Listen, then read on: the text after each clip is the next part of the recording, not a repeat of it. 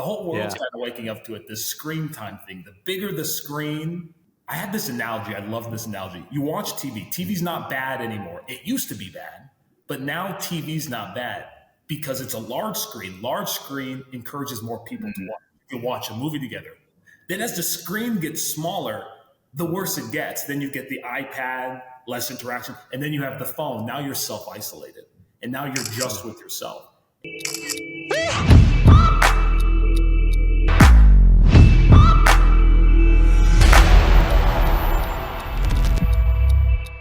All right, everybody, welcome back to another episode of the 1% Podcast. I'm your host, Vin, and I'm Shane. And today we are joined by my friend Justin Miller, the CEO of Rush Soccer, one of the biggest, best, and fastest growing youth soccer organizations in the world. But we'll let him tell you a little bit more about that. Justin, welcome. Vin, Shane, thank you for having me. We're excited to have you here, my man. What'd you say? It's such a cool name, too, Rush Soccer. It's good, right? Yeah. You know what? Actually, fun fact, Justin, there's this really big soccer field on Staten Island called Miller Field. And I always used to play soccer there. If this isn't a freaking coincidence of the universe, I don't know what is. Yeah, I know. Maybe I should own that. Miller Field. It's a good name. They stole it from you, man. Go get it. So, Justin, can you tell us a little bit about what is Rush Soccer? Why did you start it? Absolutely. Rush Soccer, we're a very large youth soccer network. We're the largest in the country and the world. We have 65,000 youth players in our network. And I myself actually didn't start the organization. It was created by our founder. His name's Tim Schultz. He retired last year, and then I became the CEO this year. But the whole organization is made to help players who want to grow in the sport get to the next level. So our ethos is we want to provide soccer for anybody and everyone, no matter the level. And then if you are that special player who kind of has the appetite to take your game to the next level, we're here to facilitate that and help that. Soccer is a global sport, so we are international. We have a little bit of ownership in professional teams in Europe. And we try to be a little bit of the antithesis of the United States model, which is really predicated around MLS, a closed league system. We try and give a converse to that, which is helping players at that pro level get to Europe on the male and female side. So it's been a really fun journey, and we're growing, just trying to help kids get better. I'm generally curious here because I feel for soccer, I was a goalie back then, and I really can't predicate to anything knowing about soccer outside of standing there. I was the fat kid, that was, going like this, just had no future for this. Right. But I feel like now soccer is a global sport, but it's primarily in, countries like Europe that live and breathe it every single day. Is that false? I mean, as far as the United States, is there any sort of like real future for the United States actually having decent soccer players? Or is it primarily you see that diamond 1 in a million from the US and you say you need to go to Europe if you want to make anything happen? Yeah, I would be remiss if I said that there isn't a pathway for the United States. I'm a huge America fan. So of course there's going to be a pathway for our players. It's definitely a slow build. One thing that's unique in the United States is the amount of sports that are popular. That is soccer's biggest challenge in this country. Is you've got football, lacrosse, baseball, you've got so many options. So soccer doesn't have the limelight as where it does in almost every other global country. Sure. So, we've got a pathway here. The other main challenge for skill level in the United States is facilities. One of the reasons why I think that we are so good at basketball is it mimics soccer in other countries. In other countries, you go anywhere, there's just a pitch. There's just grass, a field. It's taken care of by the municipality. Government funds it. And then you have the same thing, in my opinion, in the United States, where you can often just see a basketball court. It's just cement. You have the hoops. So the barrier to entry to get into the sport in the United States, basketball, I find the parallel globally for soccer. They've got so many mini pitches, grass fields, that it's just ingratiated kind of in the culture, similar to basketball here. But soccer's definitely on the rise. The popularity of the MLS growing. You had Messi mania the past summer and years coming, and so just as the sport grows here, I think there's going to be a natural progression for the athletes getting better. And obviously, as the soccer specific athletes get better, we'll one day be winning that World Cup and bringing it home. But yeah, definitely behind almost every other country not every other country, a lot of the other major countries in the world. And what did you love specifically about soccer? Like, why did you get into this? What makes a man say, I want to be the CEO of a soccer company that's international? You want to know something? I actually played for the organization when I was a youth. So Huh. I was born and raised in Colorado, and I played for Colorado Rush and had just a really special time there.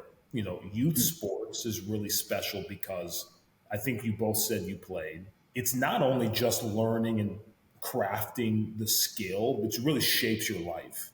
And when I was at Colorado Rush, I was starting to find myself, and I was like, oh my goodness, you're getting structure with sports. You have to learn time management, you have to learn teamwork, you experience failure, you have elation with success, and that shapes the human that you are. So I got into this because my time at Colorado Rush was so special. I felt like I really wanted to give back to the organization. So I went to school, then I came back to Colorado Rush and was an intern for a while, eventually led that front office. And then I met the founder, and he brought me to national. And then ever since then, I've just been helping build the business from there. So yeah, I've been here for a very long time, Ben, almost too long. That's awesome, man. It's funny. My daughter's not playing in Rush Soccer, but she's playing in this one uh, program called Kids United. And today was actually the first time, as you just mentioned, that she actually was doing teamwork. Like, Yeah. they started some new drills because now she's about 3 years old. And so all of a sudden it's like, hey, we're going to start high-fiving each other, and then you go, and then it's like, hey, let's all help clean up, and then three of them were carrying this piece together. And I'm like, wow, it's fascinating because you could really see this dynamic just starting to take off. Even though you're not necessarily teaching it, they're kind of starting to understand it. So would you say that that's one of the, I mean, there's so many benefits to playing on a team, right? But would you say the ability to really connect with others is one of the major benefits? Or like, what do you think is really one of the top tier things? I think that, and as an organization, we often are reflecting now, being involved with youth in this internet social media age. We're starting to really lean into our competitive advantages as in person experiences. You've Mm, got a real isolation epidemic among youth in America today. And when we go to market with launching a new club or recruiting parents to put their club or their children in our organization, we really lean into that in-person experience, learning social skills, getting off of the small screen out into larger spaces, surrounding yourselves with community. So I couldn't agree with you more. When there's not a parent is never happier when they see their kid experiencing a team sport. That's my opinion, and I'm sure maybe both of you can speak to that. And so that's what we lean into. That's why sports is so important. And that's why we keep trying to expand the brand. yeah, man. I felt that energy of yours shift when you were talking about that. You're really, no, you're really passionate about that. Is there Oh, some yeah. deeper reason you're looking to create so much connection? Because your energy, you're like, hell yeah, we get people off the screens. Like, we're putting them in person. You got passionate there. No, it's true. It is true. I'm passionate because we're seeing it. And you both know this. And the whole world's kind of waking up to it. The whole world's Yeah. kind of waking up to it. This screen time thing. The bigger the screen, I had this analogy. I love this analogy. You watch TV. TV's not bad anymore. It used to be bad, but now TV's not bad because it's a large screen. Large screen encourages more people to watch. You can watch a movie together. Then as the screen gets smaller, the worse it gets. Then you get the iPad, less interaction, and then you have the phone. Now you're self-isolated, and now you're just with yourself. And we're humans. It's mammalia. We're supposed to be connecting and next to each other. So yeah, I got passionate because the world's waking up to it, and we want to be a solution to what everyone is noticing, like a problem. You want, especially the youth, to understand teamwork, togetherness, and community as they grow. And we're really proud and lean into that narrative whenever we're trying to expand the business for sure. I'm definitely stealing that analogy at least 100 times. It's good. It's good. It's yours. So you told us in the beginning that you kind of call to all demographics as far as amateurs to wanting to get to that next level if you have that special talent. I'm just really curious about this. Like if I know my nephew who's in a travel league who plays nationals already, who is a D1 athlete who's got a private. Is this like taking them away from this and going into a different league? Is this like getting them into high-end Euro teams? Like, what essentially are you? Like, are they playing in their own division like MLS would be and competing against other Rush soccer teams? Like, can you explain this a little bit more for, I guess, the standard amateurs and compared to these special talent individuals? It's a good question. So we are the club. Your nephew most likely plays in a club, and that club has a brand, and our brand is Rush. So a parent will put their child in their local club. Often the parent is putting them in dependent on proximity. They don't want to drive, we're getting really technical here. They don't want to drive 3 hours. So they'll soccer near me, and then they'll find a Rush club. And then once that player's in the Rush club, we take care of them. We'll see what level they're at. If they're just experiencing the game to kind of have that character building, which we just talked about, we have programming for them. Or maybe like your nephew who feels he wants to be a professional, then we'll have programming for that player and help them push up our pathway. And what differentiates us from others is really the pathway. We might have access to play in an MLS Next League, or we have all the way up to ownership in professional teams.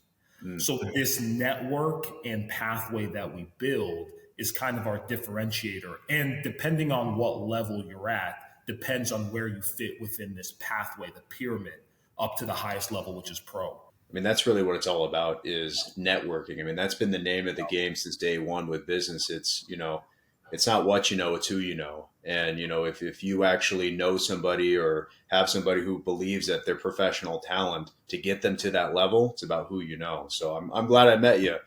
Kingston, I'm sending you Justin. Exactly. Kingston, you're in. I love it, man.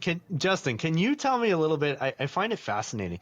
You're not only running an international organization, you're running an international organization at multiple levels, which obviously have so many different nuances, like from having a club with like 3-year-olds and then having pro players trying to fight to get next to Messi. Like, what does it take to run a freaking multi-level international organization? Like, what is that like for you? People. You have to have a lot of good people with you. Greatness is in the agency of others. So at every Rush club, there's a lot of people who are just as passionate as me running the soccer on the ground. And that's at its core. The relationship with a player and family to the coach. That's actually the number one thing. That player has no idea who's working in the back office. They have no idea who I am. They only know that relationship with the coach. And so that speaks to how do we do such a good job as an international organization? And it's really all of the people within it. Greatness is in the age. But I got a question for you. What's the future for Rush Soccer? Are you experimenting with other sports? I mean, are you expanding? Are you solely double downing on just soccer and getting into, other territories? Like, what's the 20-year plan here? Yeah, it's a good question. We do want to get into other sports. The youth sports industry is really large. It's put to be north of a $40 billion industry in the US. Wow. Youth sports is expensive, but it provides a great benefit to the end user. So right now, from a business perspective, we do want to look at other sports, lacrosse, any sport where you can share the same field, a rectangle field. And you can do field hockey, you can do lacrosse, you can do soccer. And so that's probably the next iteration of Rush, is adding the value that we've created in the soccer space to other sports. Because at the end of the day, if you have the field and you have the back office, now you just need to find the teacher, the coaches. And a coach is a coach is a coach. You have to have the personality to coach. You have to, have that in you. And then you need to then determine, does the coach know the X's and O's?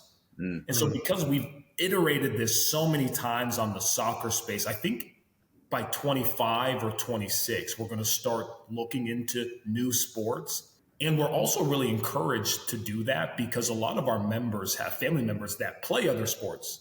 Son might play soccer, the daughter might play field hockey or something in that regard. So from a business perspective, we definitely want to get into other sports, make some sort of cross-sharing program, incentivize families to stay within the Rush network longer. And this is one of our main goals as we keep moving forward, because soccer, of course, provides a ton of opportunity, but there's more opportunity to be had underneath the network for other sports and other families. On a complete small different note that we'll have to talk more about this after, the person we had a podcast with last, he does seminars to essentially for kids who want to get to that next level. But it's mainly for baseball and basketball and other things like that. And it's all essentially a coach's program, how to properly train your kids. But the people that he knows could be a good segue for you. So please remind me to for Vin and I to make the introduction, because I think that's going to be a good referral for you.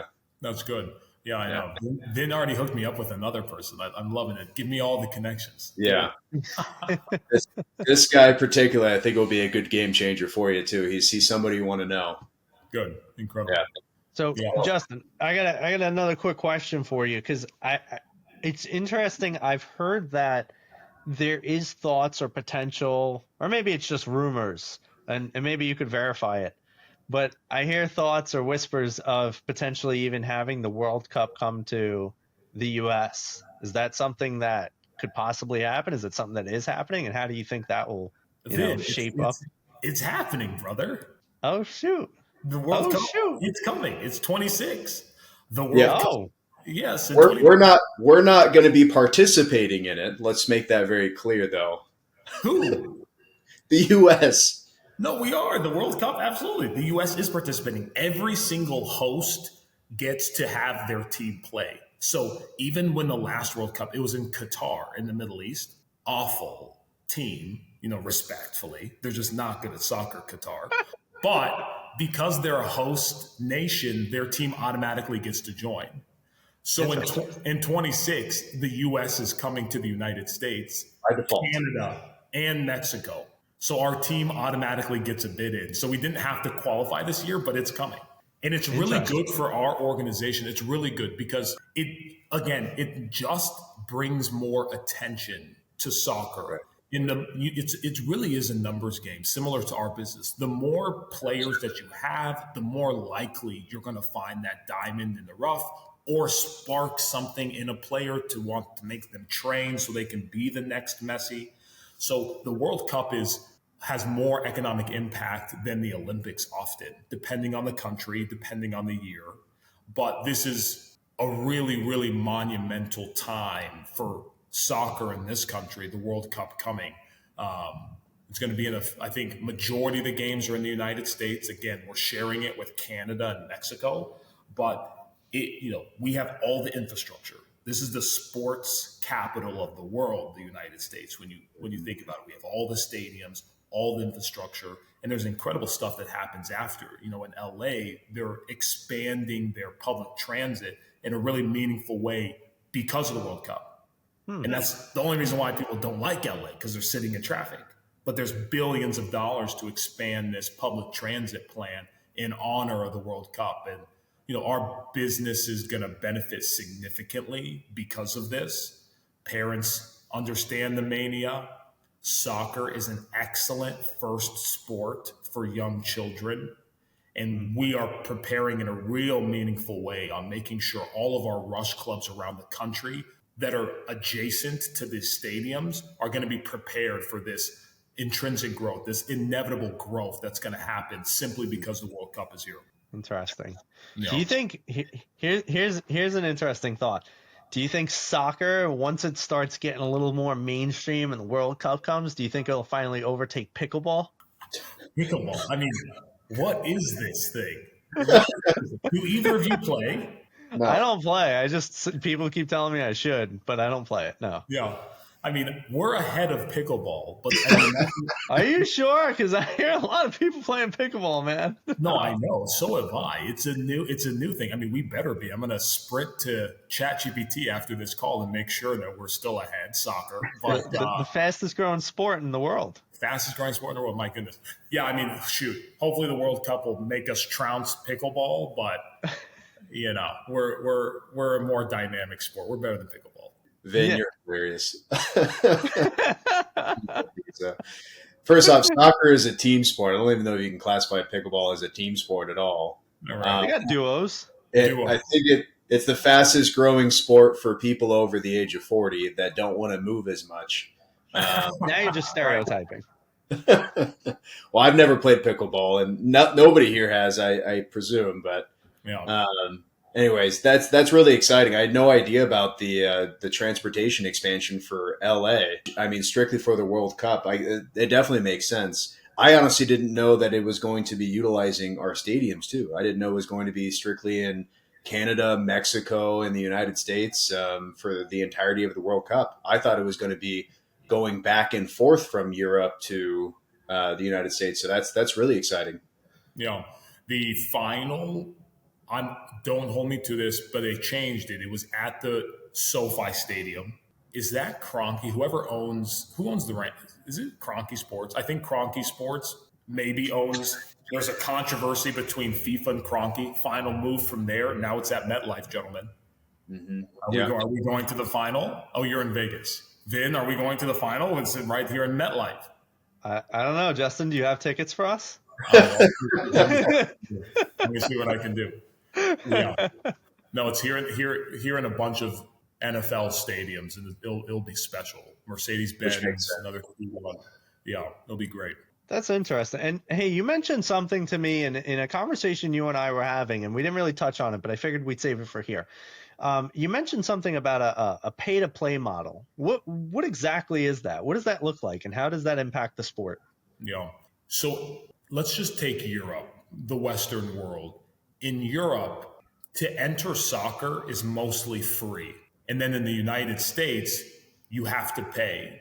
And the world kind of looks at that as a disadvantage in the US, the fact that it's a pay to play model, because those that can't afford can't enter the sport. And so a lot of people globally will kind of look at Rush Soccer as a deterrent and a reason as to why soccer isn't at a higher level, because there's this barrier to entry because you have to pay. It doesn't work like that in the US. Why? Because the US, the best capitalistic society in the world, and just intrinsically, we are almost unable to operate unless it's pay to play, just because genuine capitalism. If you go to Europe, another Western society, it's really offset. Soccer is free. It's offset because professional teams have large TV dollars, way larger than pro teams here in the US. The MLS, is closing a deal with Apple. I don't remember what it was. I think it was $2 billion. Like it's really small compared to Europe. And those pro teams, when they have that money, they're investing it back into the youth. Well, in the United States, soccer, the MLS, the pro division, isn't popular enough to have dollars to offset youth programming. Therefore, we have to pay. Another big comparison in Europe, governments fund field development and stadium development. And that definitely does not happen in the United States, where you would have local municipalities really building stadiums or improving fields. You often get that only by private entities. So these really contrasting things doesn't allow for pay to play to work here. But a real benefit to pay to play that doesn't happen in Europe, you can have a lot more players playing the sport. And I'll give you an example. At Colorado Rush, you'll have an A team, a B team, and a C team. Almost all of them pay. If you're on the A team and you're a really good kid, we'll give you a scholarship because we want you. So that kid's not playing. But you have a A team, B team, C team. The B and C, all of them are paying. In Europe, even though they have those dollars that they're investing back and it's free, it's only can go so far. They'll only have an A team, and then there's no B or C team in a meaningful way. So what you have is you only have the creme de la creme in Europe playing soccer in a meaningful way, having a professional coach, nice facilities, because they only have enough to offset for the full team here. And so I could just be a company man. I like this model better. And it mimics and is emblematic of the United States, masses, more players, more impact. And so the pay to play model allows for this insulary structure of where funds are funding itself. And then it's the opposite of the rest of the world where they're paying for the best players, but they don't have as many playing. So that's the difference between the two. And we're the pay to play model in the United States. So of course I'm here for it. I like it. And I think long term though, it will be really beneficial. Soccer can keep growing and we have this many players continuously playing. I think it will grow our base, which will improve the top to compete with the European top long term. See, I mean, that's tough to say though. From a business standpoint, it makes complete sense Yes. from our spectrum. But when you're talking about a competitive nature, when you have millions and millions of people in Europe that don't have to do the pay and play, and it's strictly off of passion and wanting to get better, I mean, I feel like the competitiveness of something like this just to maybe reach that A squad that we're depicting here, and those chances are so slim. You have to be that creme de la creme. You have to be amazing. But this level of amazingness is more. I feel like it's gift, right? But there's so much more competition in Europe because there is no pay to play, right? So it's strictly driven off of will and passion compared to here, where it is the pay to play, and you're growing those gifts constantly, but you having to invest money into it, and you having these other sports that you may want to venture into and try out, and you have the parents that are still having to devote their time and attention into just like any other sport. But I feel like it's so different in Europe when you just have this one, right? Yeah. You just have soccer, and it's like it's going here. Do you think that's going to change? Yeah. The thesis you put forward is the converse to what we're doing and why America might not make it. But I want to be the contrarian. I want to say that we will make it. In Europe as well, you said it is almost genealogical. It is in their blood.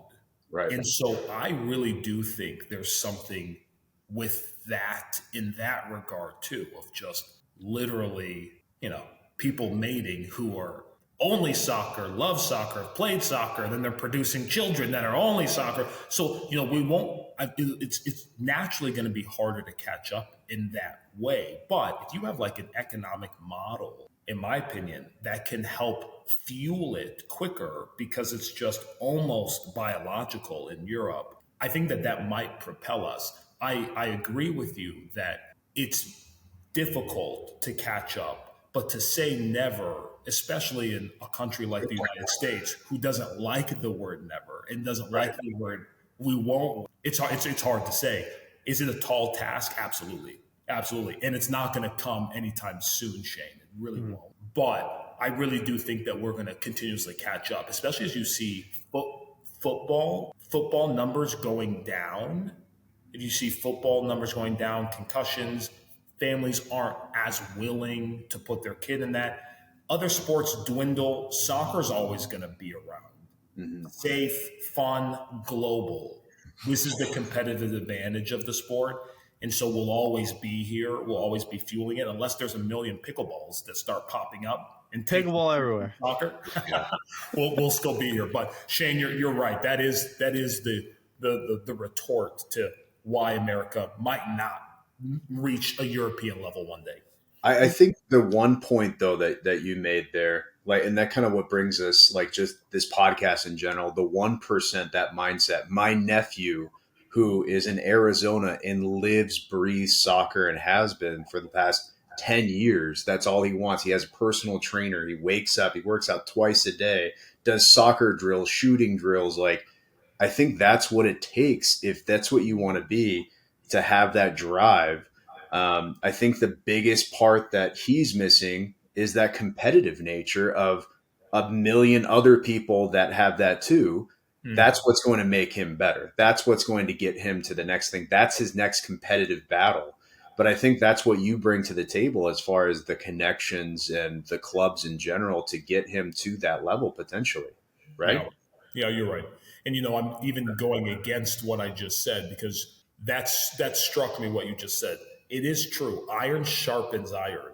So even in the rush, some of our top players, we'll get them out of the United States and we're sending them to Europe because of this iron sharpens iron. We're not quite there yet in this country. So I'm validating what you said. Sink or swim, baby. Yeah, exactly. Wait, Sink or swim. Another interesting thing that I think is missing, and I know that they do this, is because soccer is such a bigger sport outside of the U.S., like how you go around the U.S., you'll find what? You'll find pickleball games, you'll find football games, you'll find pickup basketball games, you'll find handball, you'll find everybody doing all these different pickup sports, right?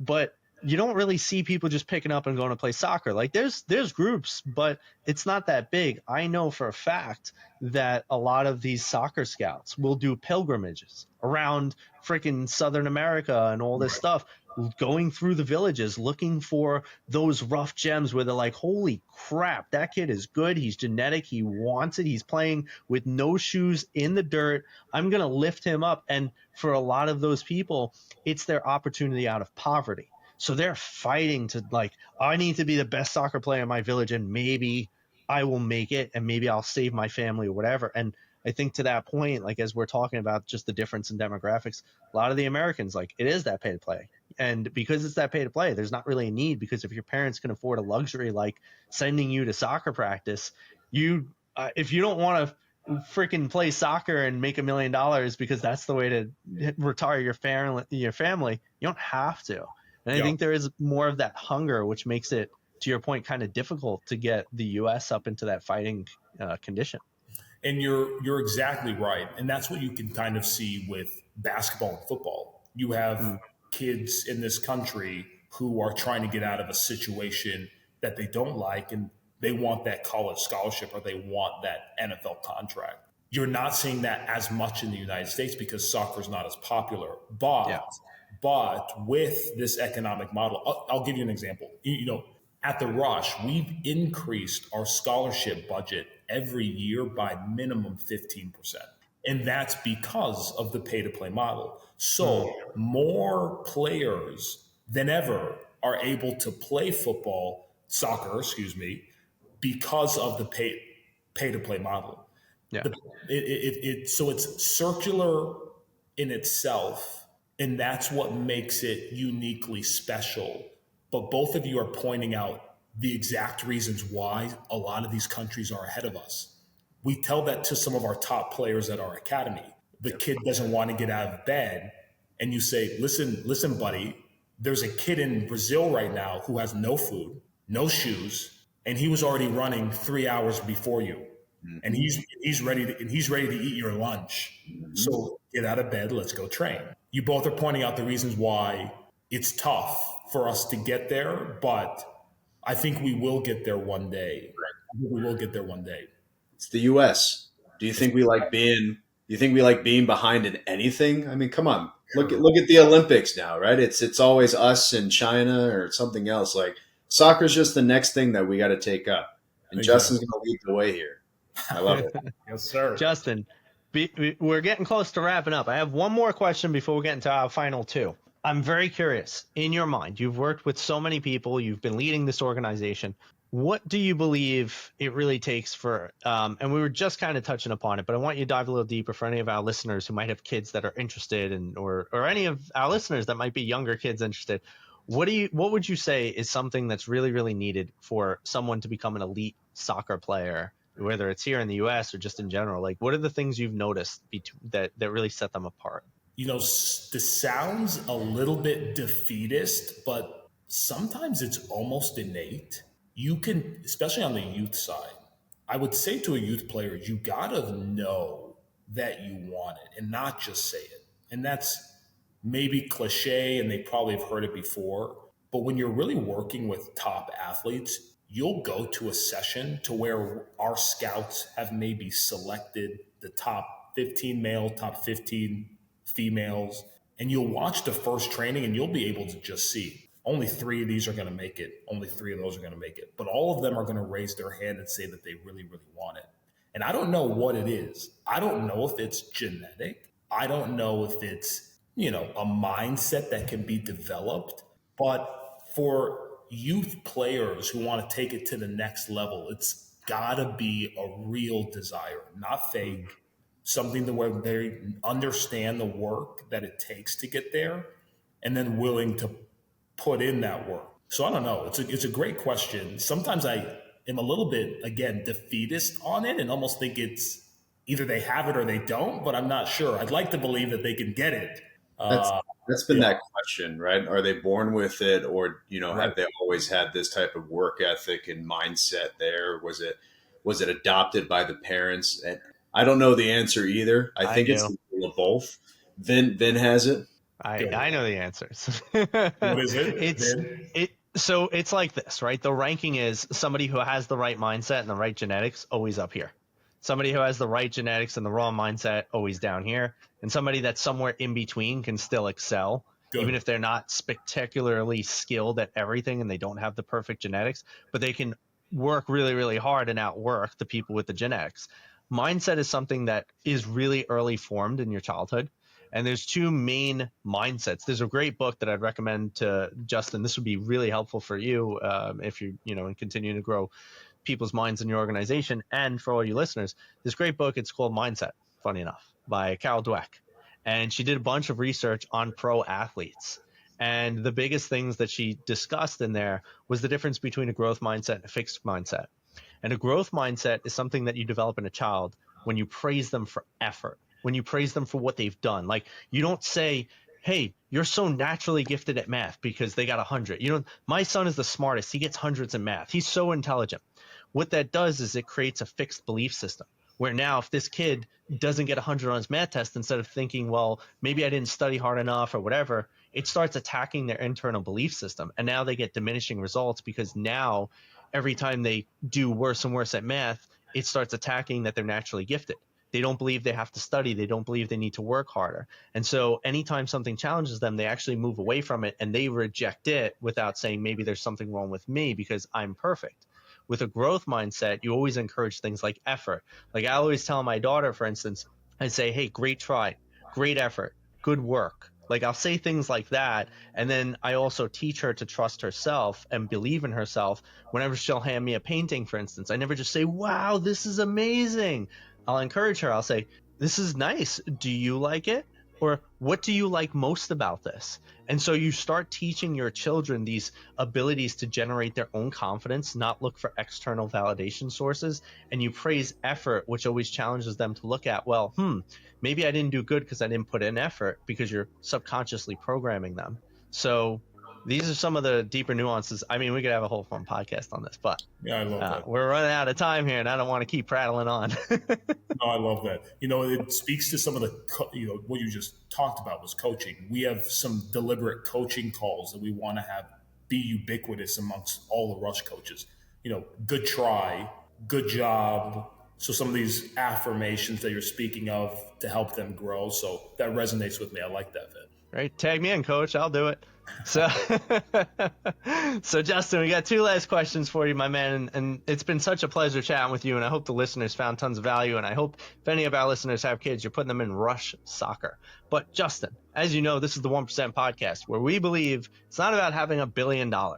It's about a mindset. It's about how you show up in life. We believe you could be a 1%er if you're a top cake maker in the world, or maybe you're a top soccer player in the world. It doesn't matter.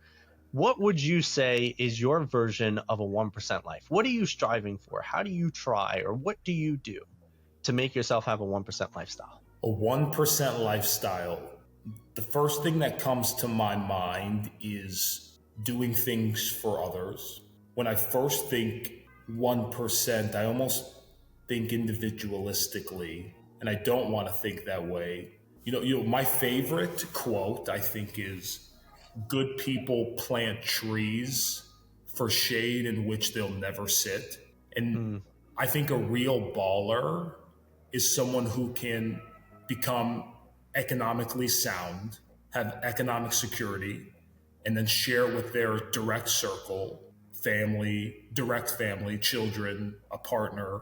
And then after that, the second layer of circle, extended family, aunt, uncles, and then a third layer, people that they'll never meet, shade in which they'll never sit, mm. donate to foundations, charities, people that they'll never ever meet. So when I think of a 1% lifestyle, I think of that third layer of being able to affect communities, people, situations that they'll never touch. Then that's a real human being, a real productive member of society that's hopefully definitely sitting in that 1%. I love that, man. It's very well said. Very beautiful. I think Good. that's what life's all about, is helping others. And I think that was, yeah, very well said. I like that analogy. Another thing I'm going to be stealing from you. It's yours. It's yours. Justin, all right. Hang around after we close this out. But before we do, can you please tell people, do you have anything that you want them to do? Where could they find you? Is there any resource, anything you have to give out? Now's your time. Self-promote shamelessly. Oh, I love that. No, I don't have anything to promote. If you're looking to put your kid into a youth sport, do so. How about that? Not even if it's Rush Soccer. Obviously, a firm believer of youth sports. Even if your player isn't good, I really do think it is a life shaper. So whether it's Rush or anything else, a different sport. And again, if they're not good, put your kid in sport to teach them life lessons that they need to be successful in general. So that's my plug. But Jason, Justin, see, we got me messed up now. Where can they find you though? What if they want to get in touch with you and your organization specifically? Yes, all the other ones, but what about Rush you? Soccer, rushsoccer.com, and then all the handles at Rush Soccer. They'll find us. Perfect. All right. Well, everybody, you have it here. Go join Rush Soccer or any other organization, apparently. Send lots of love to Justin because he's really doing an amazing job, and I really admire his mission. As always, please like, share, subscribe, follow, connect with us, drop a question or a comment, and we'll see you next time on another episode of the 1% Podcast. I'm your host, Vin, and I'm Shane. Bye, guys. thanks for being here, Justin. Thanks, gentlemen.